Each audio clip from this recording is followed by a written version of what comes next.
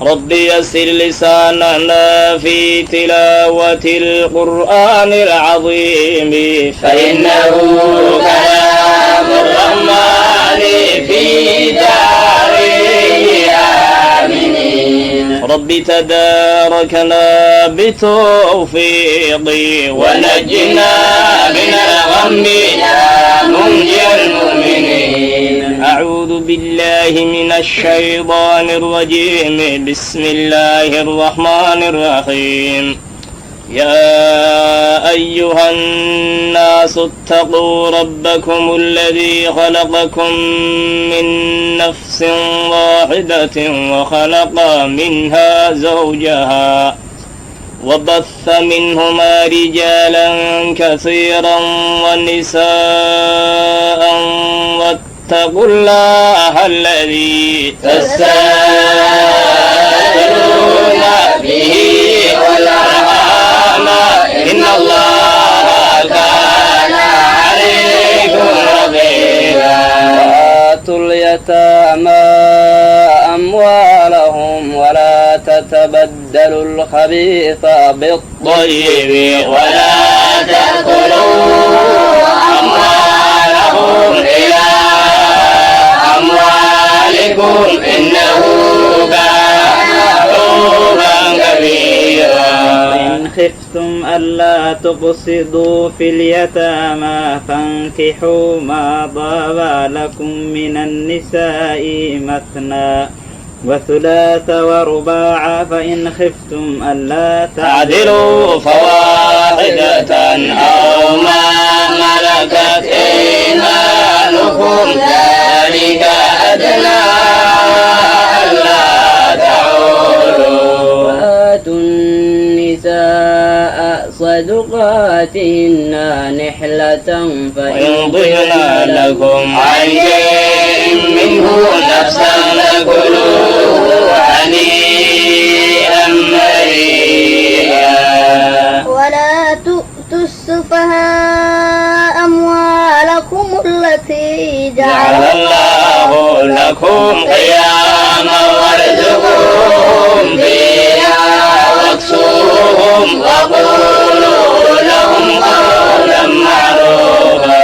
وابتلوا اليتامى حتى إذا بلغوا النكاح فإن آنستم منهم رشدا فادفعوا إليهم أموالهم ولا تأكلوها إسرافا وبدارا أن يكبروا ومن كان غنيا فليستعفف ومن كان فقيرا فليأكل بالمعروف.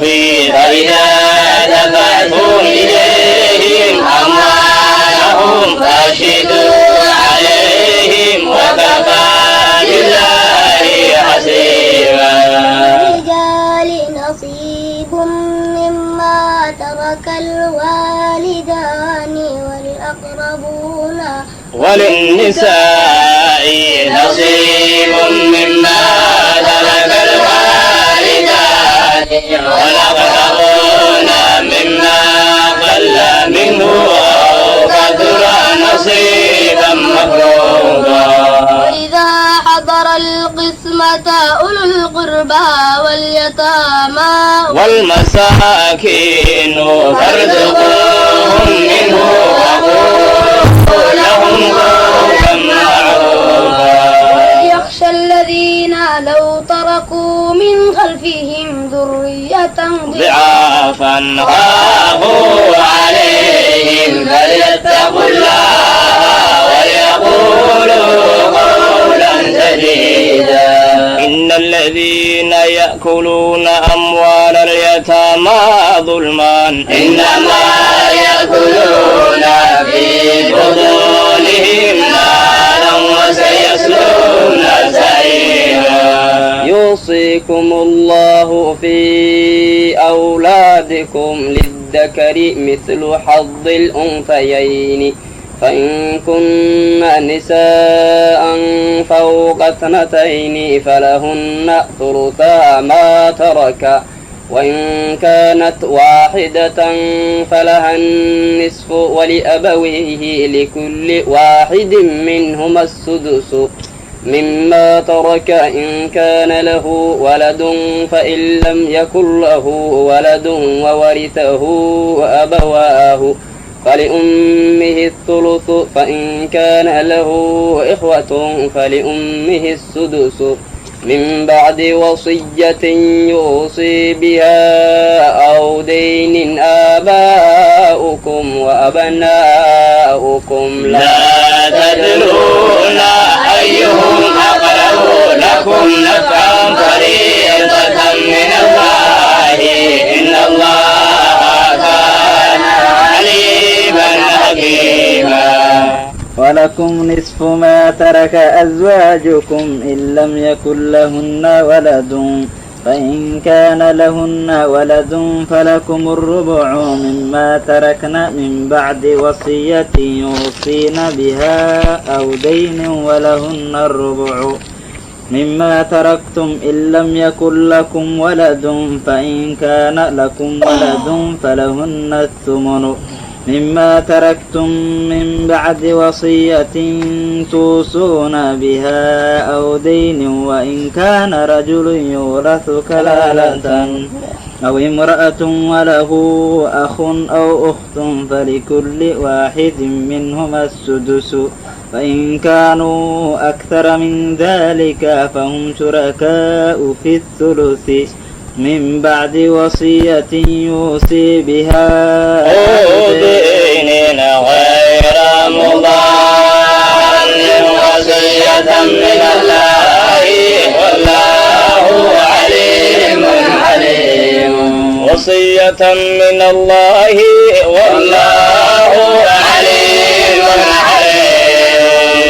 حدود الله ومن يطع الله ورسوله يدخله جنات تجري من تحتها الأنهار خالدين فيها وذلك الفوز العظيم. ومن يعص الله ورسوله ويتعدى حدوده يدخله نارا خالدا فيها وله عذاب مهين. واللاتي يأتين الفاحشة من نسائكم فاستشهدوا عليهن 4 منكم فإن شهدوا فامسكوهن بالبيوت حتى يتوفاهن الموت أو يجعل الله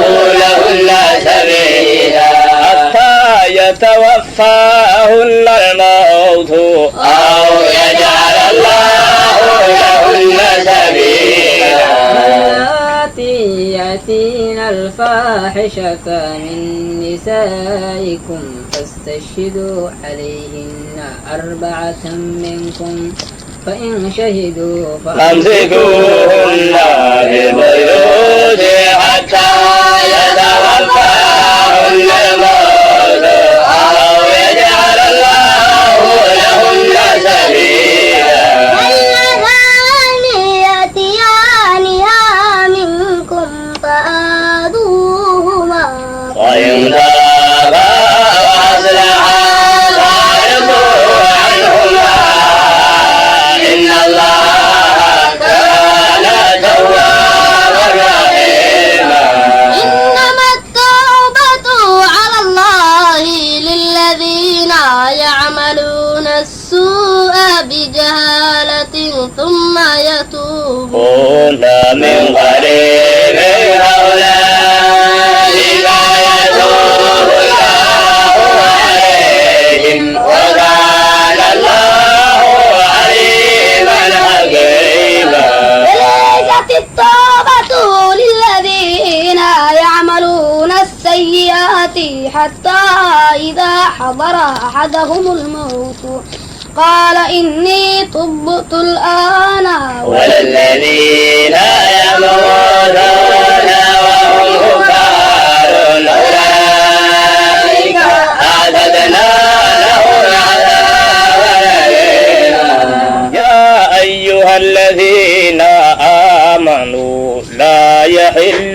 لكم أن ترثوا النساء كرها ولا تعضلوهن لتذهبوا ببعض ما آتيتموهن إلا أن يأتين بفاحشة مبينة وعاشروهن بالمعروف فإن كرهتموهن فعسى أن تكرهوا شيئا ويجعل الله فيه خيرا كثيرا.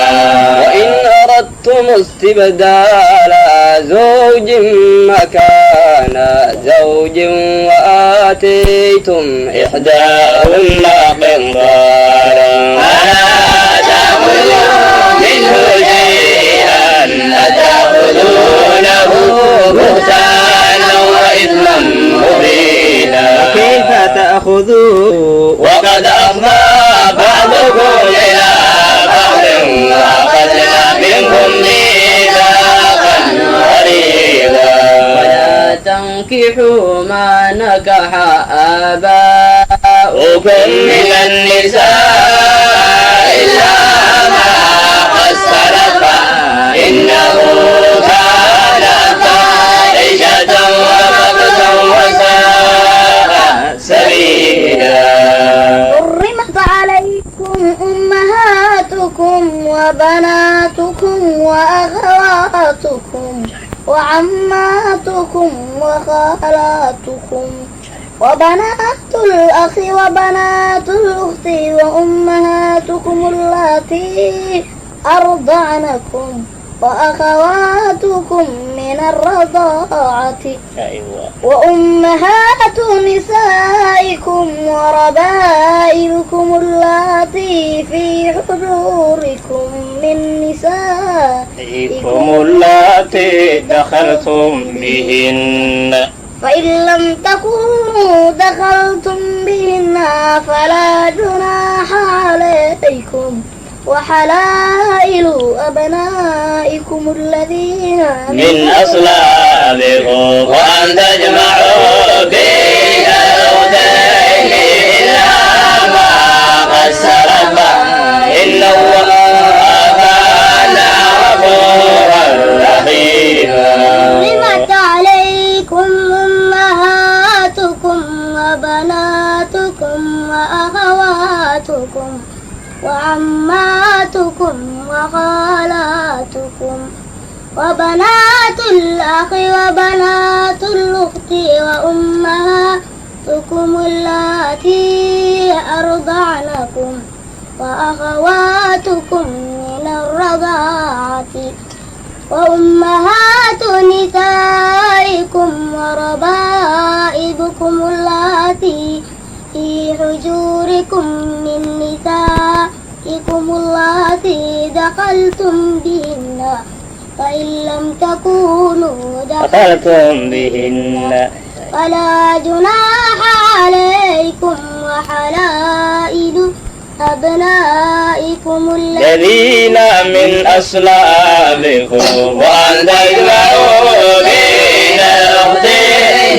إلا ما قد سلف إن الله كان غفورا رحيما. حرمت عليكم أمهاتكم وبناتكم وأخواتكم وعماتكم وخالاتكم وبنات الأخ وبنات الأخت وأمهاتكم اللاتي أرضعنكم وأخواتكم من الرضاعة وأمهات نسائكم وربائبكم اللاتي في حجوركم من نسائكم اللاتي دخلتم بهن فإن لم تكونوا دخلتم بهن فلا جناح عليكم وحلائل أبنائكم الذين من أصلابكم وأن تجمعوا بين الأختين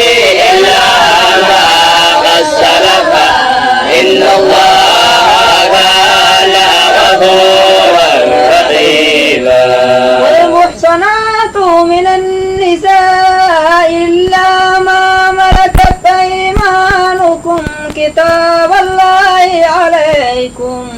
وأحل لكم ما وراء ذلكم أن تبتغوا بأموالكم محصنين غير مسافحين فما استمتعتم به منهن فآتوهن أجورهن فريضة ولا جناح عليكم فيما تراضيتم به من بعد الفريضة إن الله كان عليما حكيما.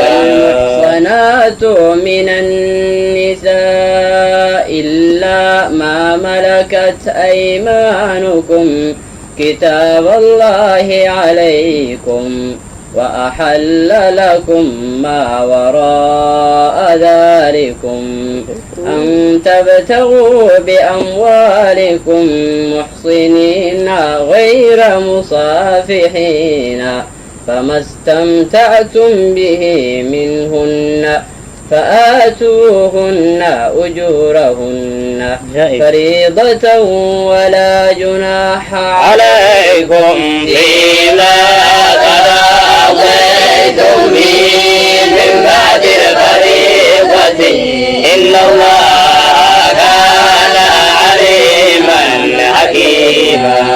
ومن لم يستطع منكم طولا أن ينكح المحصنات المؤمنات فمما ملكت أيمانكم من فتياتكم المؤمنات والله أعلم بإيمانكم بعضكم من بعض فانكحوهن بإذن أهلهن وآتوهن أجورهن بالمعروف محصنات غير مصافحات ولا متخذات أخدان فإذا أحسنا فإن أتينا بفاحشة فعليهن نصف ما على المحصنات من العذاب ذلك لمن خشي العنة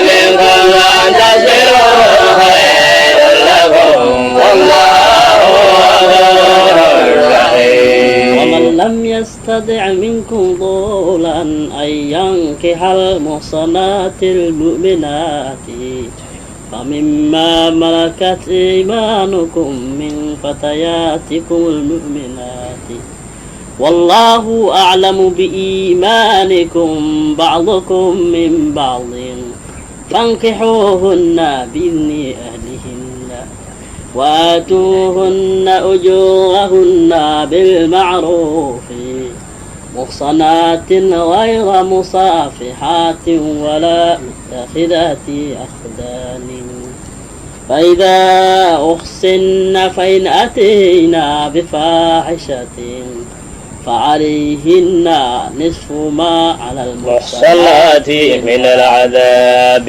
ذلك لمن خشي العنة منكم وأن تصبروا خير لكم والله غفور رحيم. وأن تصبروا خير لكم والله غفور رحيم.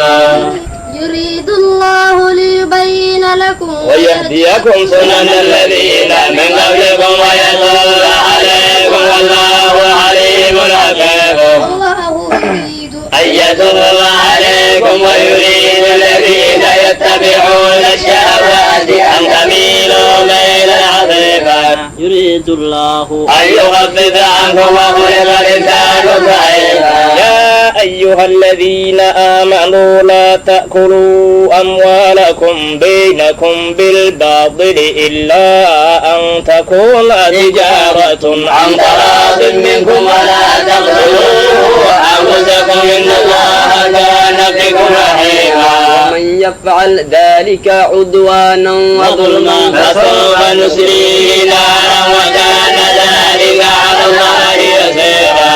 تجتنبوا كبائر ما تنهون عنه نكفر عنكم سيئاتكم وندخلكم مدخلا كريما.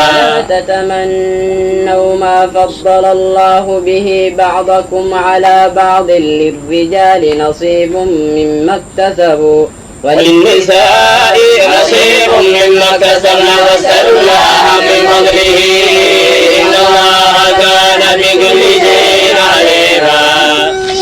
جعلنا موالي مما ترك الوالدان والأقربون والذين عاقدت أيمانكم فآتوهم نصيبهم إن الله كان على كل شيء شهيدا. الرجال قوامون على النساء بما فضل الله بعضهم على بعض وبما أنفقوا من أموالهم فالصالحات قانتات حافظات للغيب بما حفظ الله واللاتي تخافون نشوزهن فعظوهن واهجروهن في المضاجع واضربوهن فإن أطعنكم فلا تبغوا عليهن سبيلا إن الله كان عليا كبيرا. خفتم شقاق بينهما فبعثوا حكما من أهله وحكما من أهلها إن يريدا إصلاحا يوفق الله بينهما إن الله كان عليما خبيرا. واعبدوا الله ولا تشركوا به شيئا وبالوالدين إحسانا وبذي القربى واليتامى والمساكين والجار ذي القربى والجار الجنب والصاحب بجنب وابن السبيل وما ملكت أيمانكم إن الله لا يحب من كان مختالا فخورا. الذين يبخلون ويأمرون الناس بالبخل ويكتمون ما آتاهم الله من فضله وأعتدنا لكافرين عذابا مهينا. الذين ينفقون أموالهم رئاء الناس ولا يؤمنون بالله ولا باليوم الآخر ومن يكن الشيطان له وليا فساء قرينا. وماذا عليهم لو آمنوا بالله واليوم الآخر وأنفقوا مما رزقهم الله وكان الله بهم عليما. إن الله لا يظلم مثقال ذرة وإن تك حسنة يضاعفها ويؤتي من لدنه أجرا عظيما. كيف إذا جئنا من كل أمة بشهيد وجئنا بك على هؤلاء شهيدا. يومئذ يود الذين كفروا وعصوا الرسول لو تسوى بهم الأرض ولا يكونون